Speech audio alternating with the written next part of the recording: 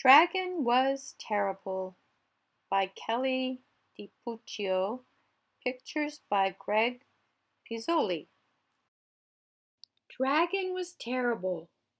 Naturally, dragons have a bit of terrible in them because they're dragons after all. But this dragon here, super terrible.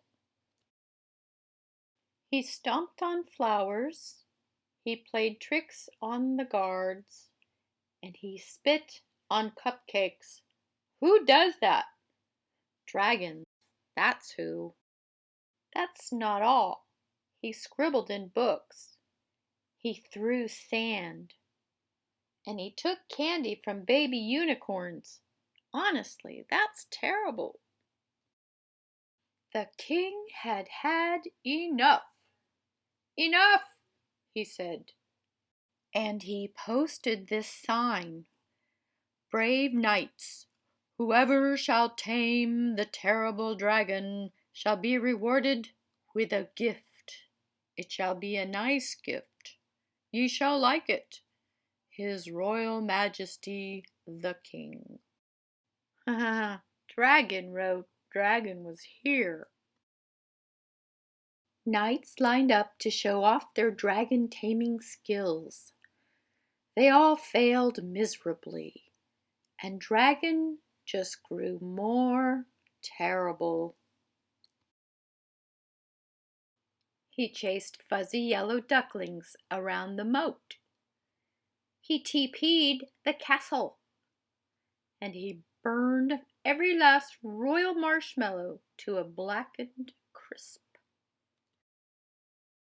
The villagers had had enough. Enough, they said. And they posted this sign. Brave people, whoever shall tame the terrible dragon shall be rewarded with a gift. From the king, it shall be a nice gift, we hope. We shall like it, perhaps. His Royal Majesty the King. Dragon wrote, Dragon was here again. Ordinary blokes and lassies lined up to try their hand at taming the dragon.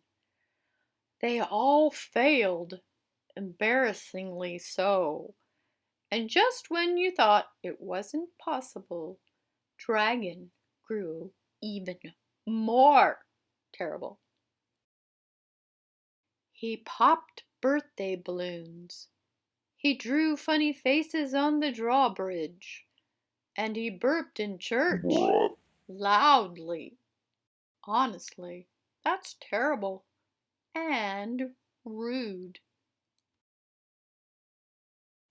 A boy wearing a feathered cap and a look of determination had had enough. Only he didn't say enough like you thought he would. Instead, he sketched a story. The next day, Dragon followed a trail of marshmallows to a shady tree where the boy was reading. The boy spied the dragon out of the corner of his eye and began to read aloud in a booming voice. And then the brave dragon swooped in to save the princess, he said. Dragon stopped in his tracks. But the terrible knight pulled out his wicked sword. Dragon pretended not to listen. The brave dragon roared, and the fraidy cat knight trembled in his boots. Dragon pretended to walk away.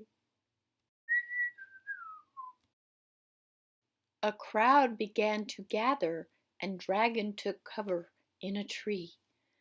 The boy continued reading, page after page after page, until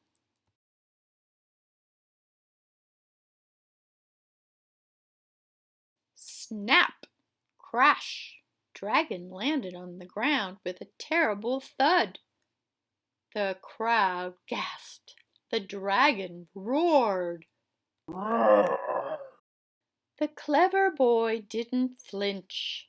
He reached out a hand to the dragon and said, "Would you like to hear how the story ends?" And just when you thought it wasn't possible, Dragon smiled, and he took a seat beneath the tree with the other children. Honestly, that's adorable. The king cheered. The villagers cheered. The baby unicorn and fuzzy ducklings cheered the loudest of all. At long last the terrible dragon had been tamed. The end. Hey, wait!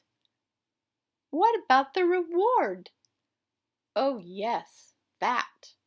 The gift was a new friend, a nice dragon, of course. And that's the real end. Thanks for watching, friends. Don't forget to subscribe and give us a like. Thank you. Here's Mrs. Small's new book, available on Amazon.